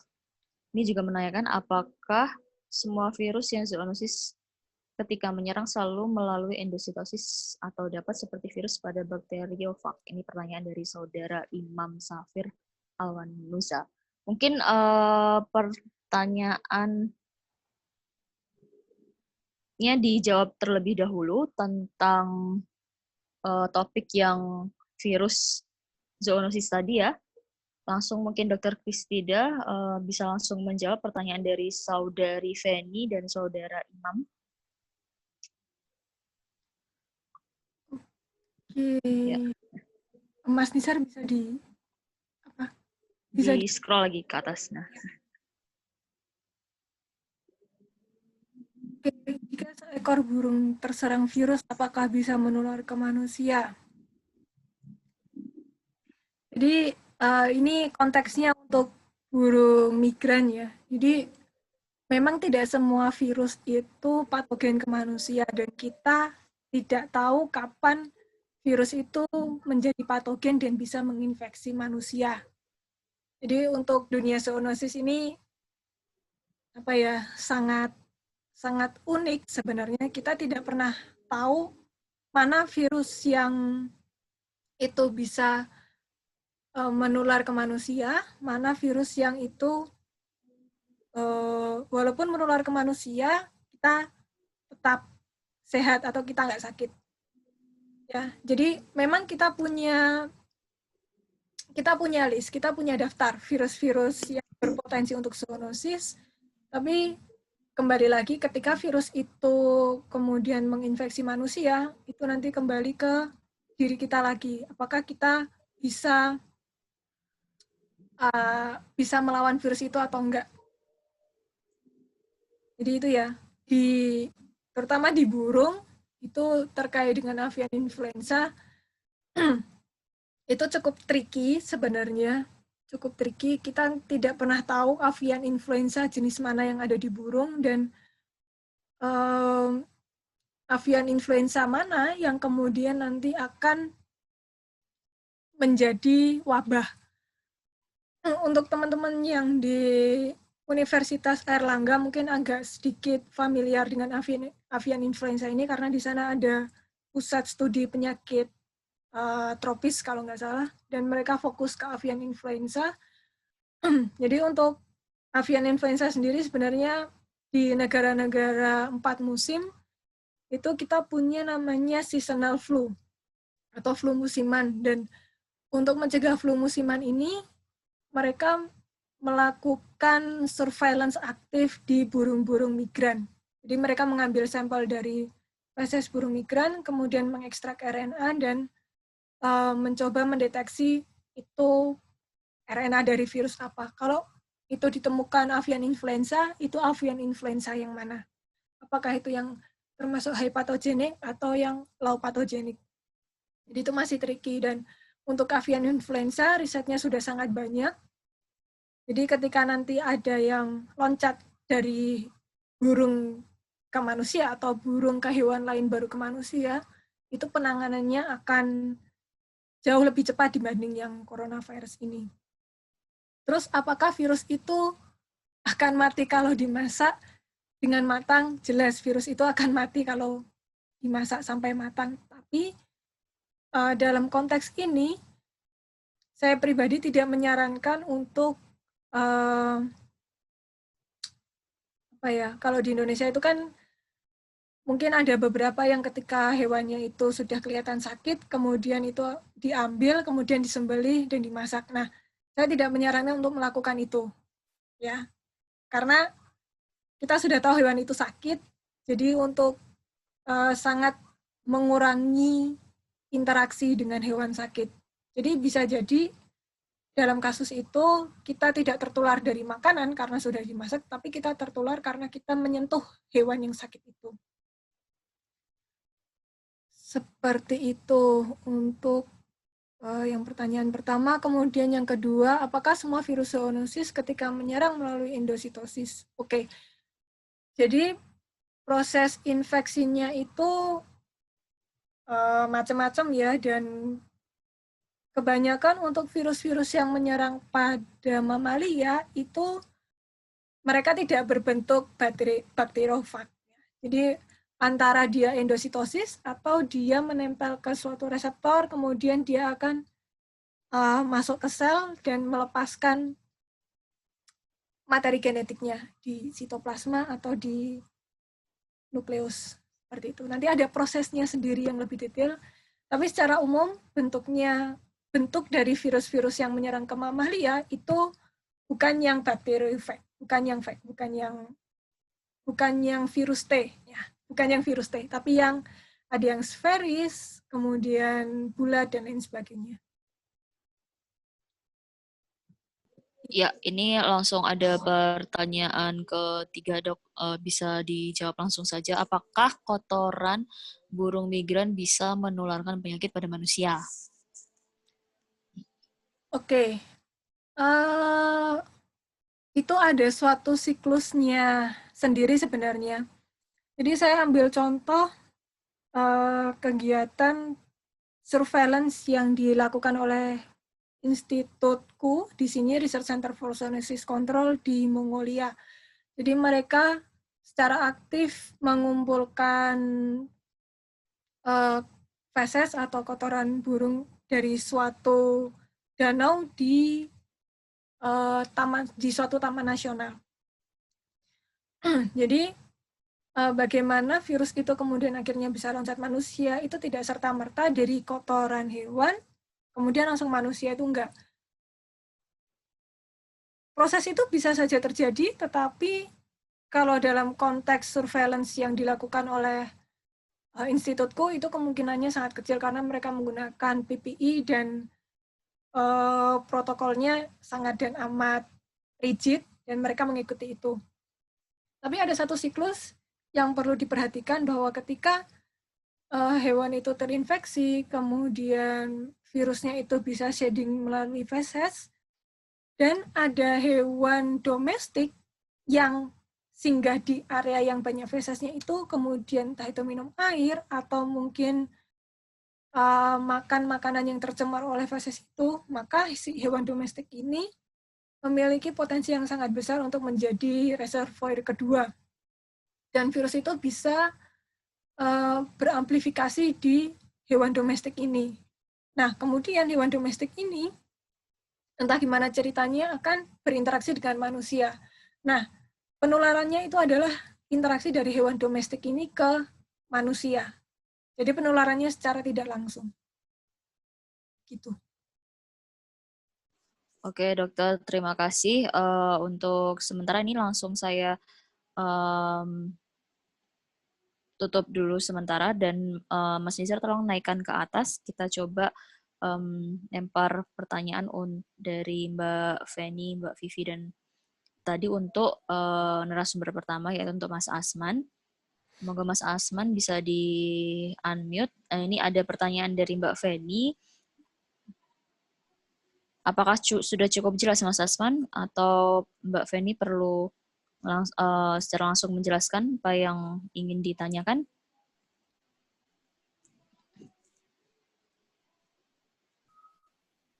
Oke, saya coba jawab ya.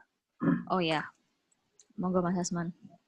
Oke, untuk selama ini memang belum pernah ada catatan atau publikasi yang menyebutkan bahwa untuk spesies-spesies migran itu mereka kemudian berkembang biak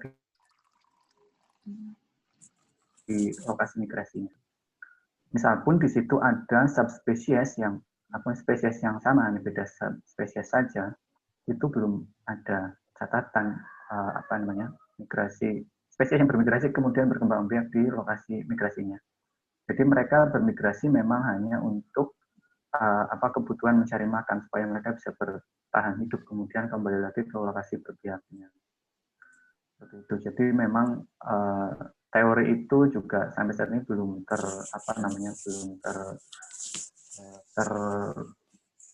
bantahkan gitu ya, bahwa yang bermigrasi itu memang hanya bermigrasi, mereka tidak berkembang biak di lokasi migrasinya. Misalkan sikap madu Asia gitu ya.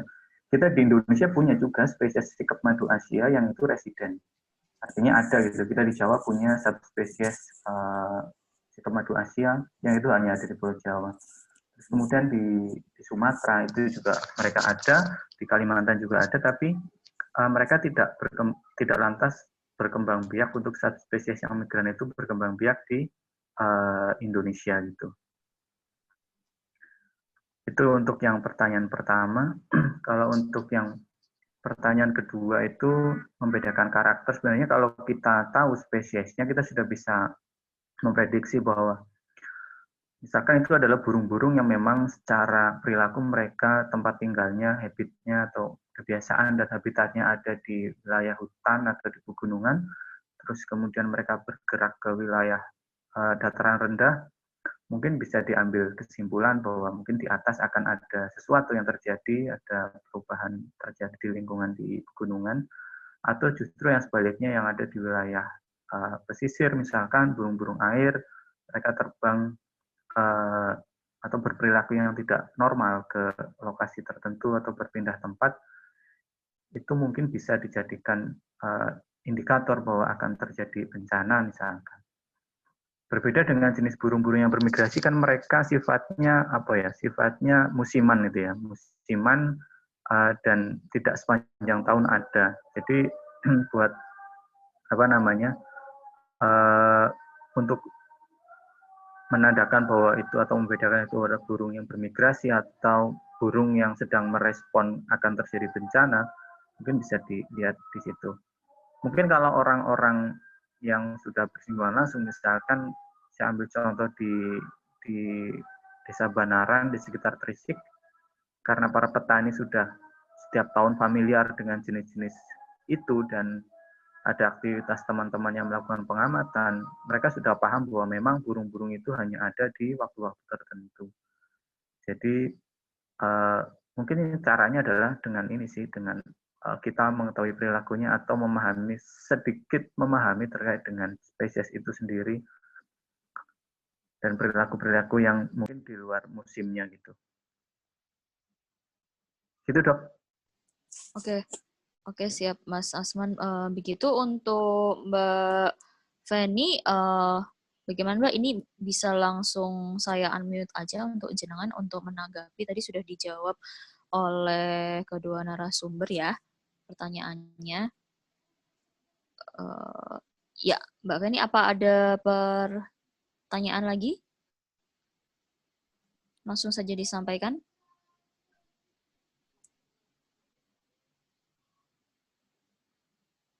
Ya. Cukup, oke. Ya, sangat penting untuk mengenal karakter burung sekitar buat antisipasi terjadi suatu. Iya, betul. Lalu untuk pertanyaan dari Mbak Vivi Sylvia, apakah burung migran dari Australia tidak berhenti selama 10 hari itu benar-benar non-stop? Atau ada waktu untuk istirahat, Pripon Mas Asman? Ini sebenarnya berdasarkan dari publikasi ya yang sudah ada itu, bahwa memang spesies ini non-stop gitu ya, non-stop melakukan terbangnya dan tidak berhenti. Karena terbangnya kalau dilihat dari data data GPS trackernya itu tidak melewati pulau sama sekali. Jadi terbangnya memang di atas laut ya, di samudra gitu, dan tidak melewati daratan. Jadi memang ini malah 11 hari dari hasil catatan. Jadi terbang dari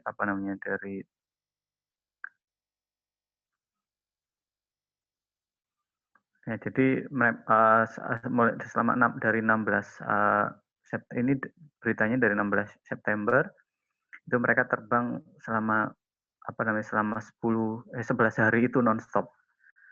Jadi itu sangat mungkin terjadi khususnya untuk burung-burung pantai yang bermigrasi. Jadi burung-burung pantai bermigrasi itu selain ukurannya kecil, jangkauannya memang cukup jauh ya. Karena biasanya mereka kalau untuk energinya mereka menimbun lemak yang cukup tebal di tubuhnya, terus kemudian mereka baru akan terbang melakukan migrasinya. Jadi secara kemampuan memang mereka sepertinya cukup mampu gitu ya. Nah ini juga terbuktikan dengan kegiatan penelitian yang dilakukan dengan memasang GPS tracker di biru laut ekor blorok itu yang diketahui ternyata sekitar 10 hari ya. 11 hari malah. Jadi dia dari Alaska ke New Zealand selama 11 hari. Itu. Jadi seperti itu.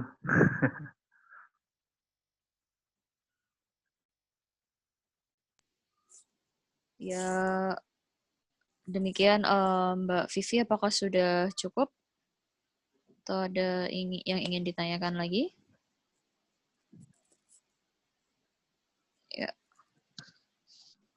sudah cukup ya, Mbak Vivi.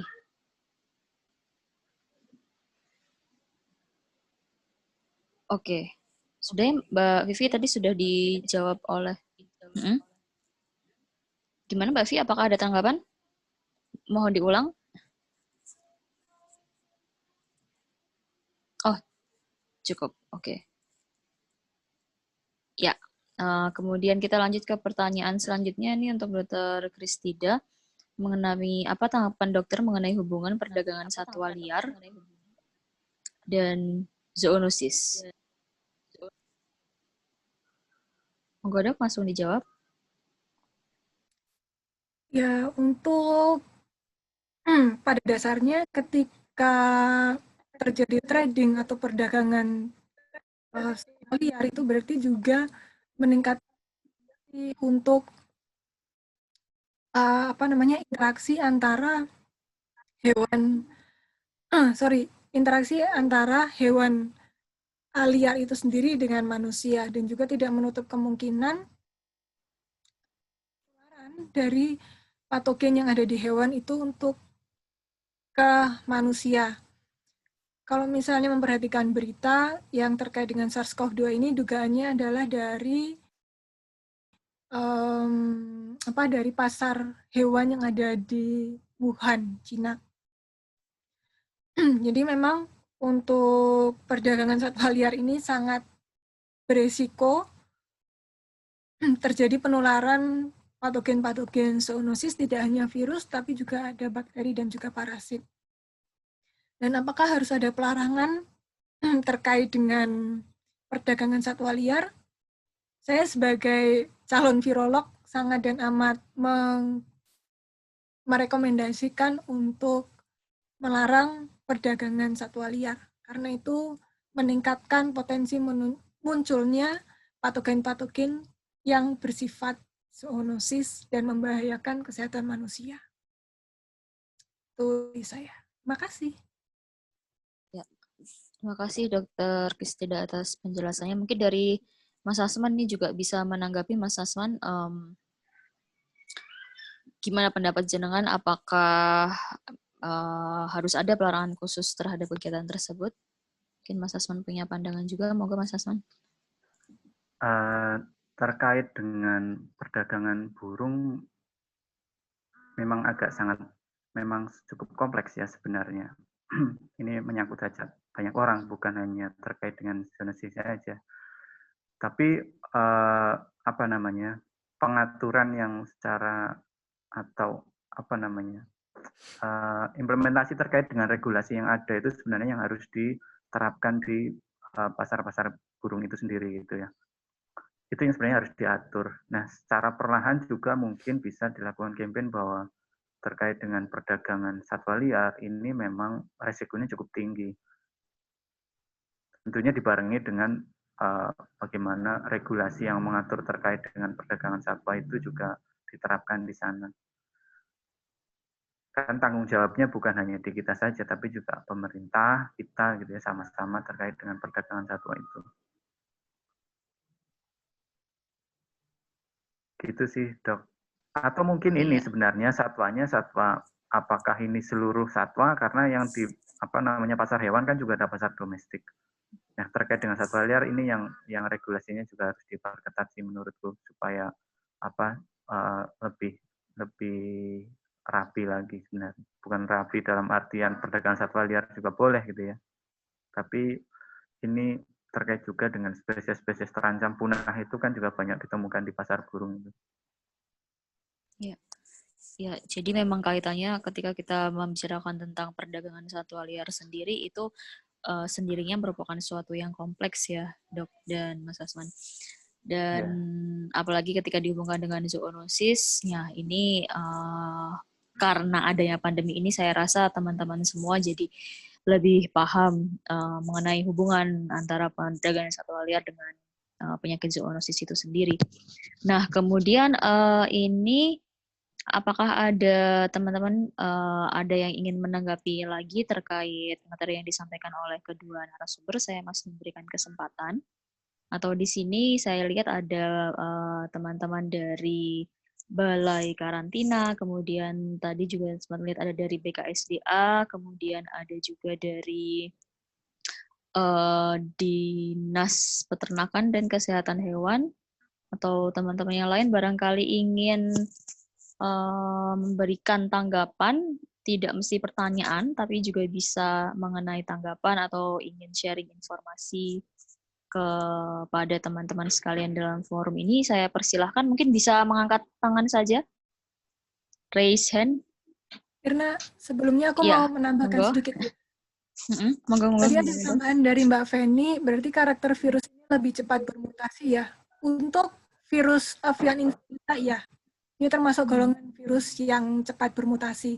Tapi kalau untuk virus yang lain kayak misalnya Newcastle disease ataupun West Nile dan Japanese encephalitis, sejauh ini tidak terlalu signifikan untuk mutasi. Begitu ya. Jadi yang cepat bermutasi itu yang dari avian influenza virus. Jadi memang tergantung dengan jenis virusnya sendiri ya, Dok ya? Yap. Ya. Benar banget. Ya. Oke. Baik, saya lempar kembali. Ini adakah dari teman-teman sekalian yang ingin berikan tanggapan atau sharing mengenai perihal apapun tentang topik kita hari ini? Monggo, saya persilahkan. Masih ada sekitar 10 menit lagi kurang lebih. Jadi teman-teman BKSDA mungkin? Ini ada, ya. Ini ada dari sahabat satwa menanyakan lagi, apa tanggapan teman-teman mengenai belum adanya pelarangan kegiatan perdagangan satwa liar itu sendiri, dan apa pesan teman-teman untuk pemerintah? Ya, ini pertanyaan yang ditujukan untuk banyak orang sebenarnya. Sepertinya tidak hanya kepada narasumber, tapi kepada teman-teman peserta semua. Tapi mungkin bisa kita mulai dari narasumber. Monggo, ada pendapat tentang itu? Langsung saja, Mas Asman, Dok Kristida. Sebenarnya ditujukan ke sahabat satwa juga sih sebenarnya. Apa sebenarnya yang sebenarnya opsi terbaik sih sebenarnya ya. Terbaik untuk perdagangan satwa liar ini. Memang ini bukan pekerjaan yang mudah gitu ya, perlu effort yang sangat tinggi terkait dengan perdagangan satwa liar. Dan ini sudah dilakukan dari tahun ke tahun bahwa untuk menangani perdagangan satwa liar itu bukan hanya sekedar bilang stop perdagangan satwa liar, tapi juga dengan langkah-langkah nyata sebenarnya yang bisa dilakukan di sana. Misalkan teman-teman yang bergerak di bidang pendampingan masyarakat bisalah mungkin datang ke wilayah tapak gitu ya, di desa-desa yang berbatasan langsung dengan hutan, melakukan penyedertahuan atau ketika ada teman-teman ada program di sana. Terus yang bergerak secara individu juga mungkin bisa sebenarnya, bagaimana apalagi zaman sekarang ya, teman-teman yang sudah fasih menggunakan gawai atau gadgetnya, membuat konten-konten yang nilainya mengedukasi terkait satwa liar, itu juga penting. Terus kemudian dengan pemerintah ini kan juga bahwa implementasi terkait dengan regulasi di lapangan kan juga saya rasa juga bukan hal yang mudah, bagaimana melaksanakan undang-undang itu dan peraturan itu diterapkan di bawah itu, karena semuanya juga pasti ada aturannya gitu ya, seperti itu. Saran untuk pemerintah sih mungkin lebih ini sih ya, lebih memperhatikan apa yang menjadi masukan dari masyarakat ke pemerintah.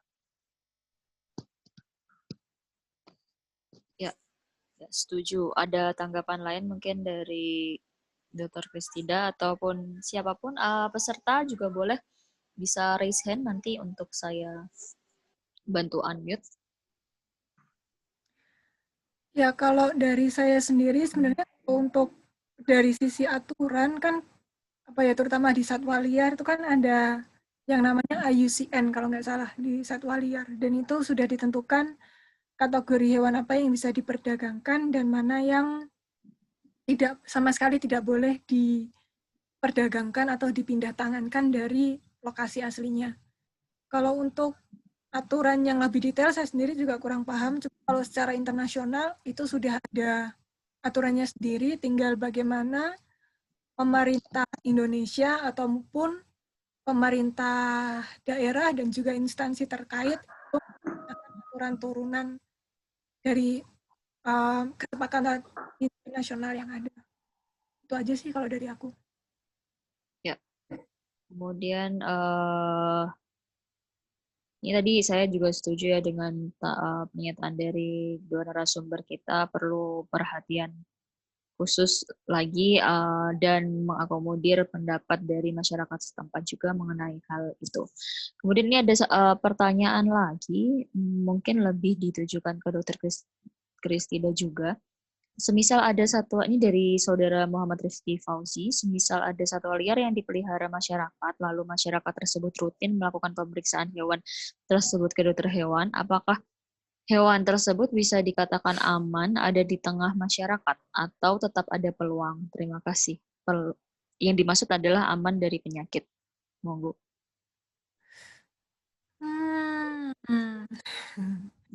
Pertanyaan yang sulit ternyata ya. Kalau dari saya sih tergantung itu satwa liarnya seperti apa ya. Cuma untuk resiko yang lebih besar dibanding dengan penyakit itu adalah lebih ke perilaku untuk satwa liar yang dipelihara di masyarakat. Untuk satwa liar yang diambil pada masa dewasa, itu kalau menurutku sih tetap ada potensi dia bisa menyebarkan penyakit ya, walaupun sudah rutin ke dokter hewan, karena kapasitas dokter hewan pun juga cukup terbatas ya, apalagi kalau misalnya musuhnya adalah penyakit-penyakit yang disebabkan oleh virus. Mungkin kalau untuk bakteri dan parasit, saya yakin dokter hewan bisa menangani, tetapi untuk yang virus ini cukup tricky, karena di manusia sendiri antiviral atau antivirus sendiri itu juga masih belum banyak, vaksin juga belum banyak, apalagi untuk hewan, terutama hewan liar. Jadi kalau terkait dengan potensi, tetap potensi itu masih ada. Itu kalau menurut saya ya. Mungkin ada dokter hewan di luar sana yang berbeda pendapat, silahkan. Tetapi untuk saya pribadi, potensi menyebarkan penyakit pasti ada, terutama untuk yang bersumber dari virus, karena kita nggak tahu dari mana dan kemana si hewan liar ini singgah atau berdiam diri sebelum bersama si manusia ini. Cuma sekali lagi resiko lebih besarnya adalah terkait dengan perilaku hewan liar itu sendiri. Demikian Dr. Irna. Ya, setuju Dok Kristida. Jadi memang ketika kita berbicara untuk pemeliharaan satwa liar ya, yang harus menjadi concern adalah dari aspek, saya ingin menambahkan saja sih sebenarnya berdasarkan pengalaman dan yang sudah saya pelajari, bahwasanya kita juga harus memperhatikan kesejahteraan satwa itu sendiri dan keselamatan kita sendiri sebagai pemelihara, maksudnya dalam artian manusia sebagai yang memelihara hewan. Karena satwa liar itu sampai kapanpun insting liarnya tidak akan pernah hilang dan pasti ada banyak potensi di mana satwa tersebut akan membahayakan nyawa manusia. Begitu kalau boleh menambahkan. Kemudian mungkin ada tambahan lagi, baik pertanyaan maupun tanggapan dari yang lainnya, monggo. Jika saya beri satu kesempatan lagi.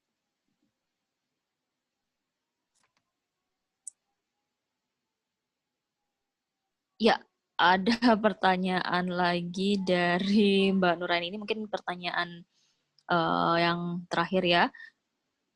Untuk narasumber, saya dulu pernah memelihara burung dari bayi hingga dewasa. Apakah burung tersebut dapat dilepas di alam liar? Nah, ini mungkin bisa dijawab oleh kedua narasumber, tapi saya persilahkan dulu untuk Mas Asman menjawab.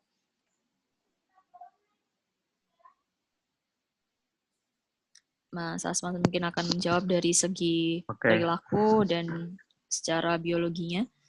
Monggo Mas Asman.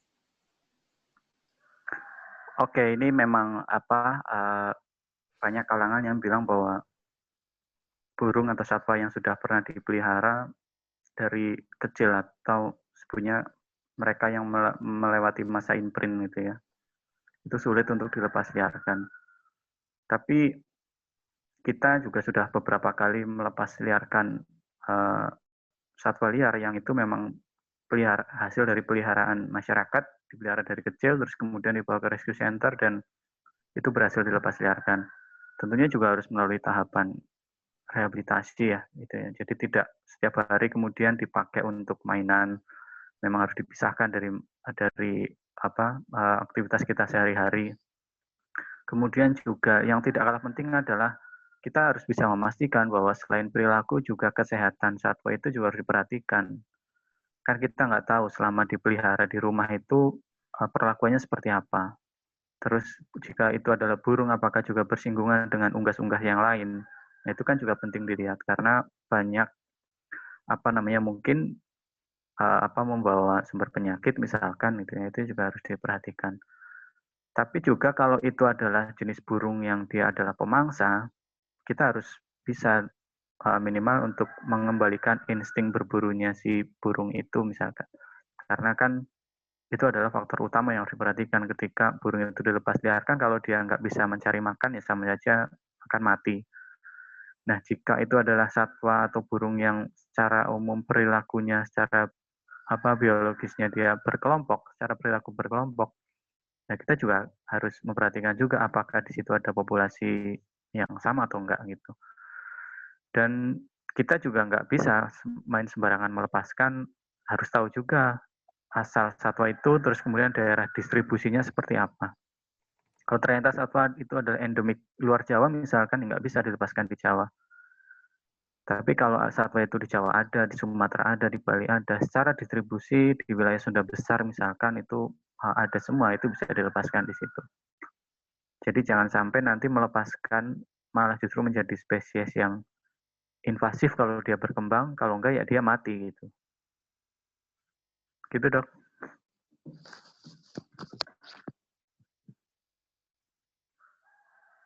Sorry. Saya rasa sudah cukup jelas. Mungkin Dr. Krisida ingin menambahkan terkait mungkin lebih ke dari segi kesehatan maupun potensi penyakitnya ya, Dok ya.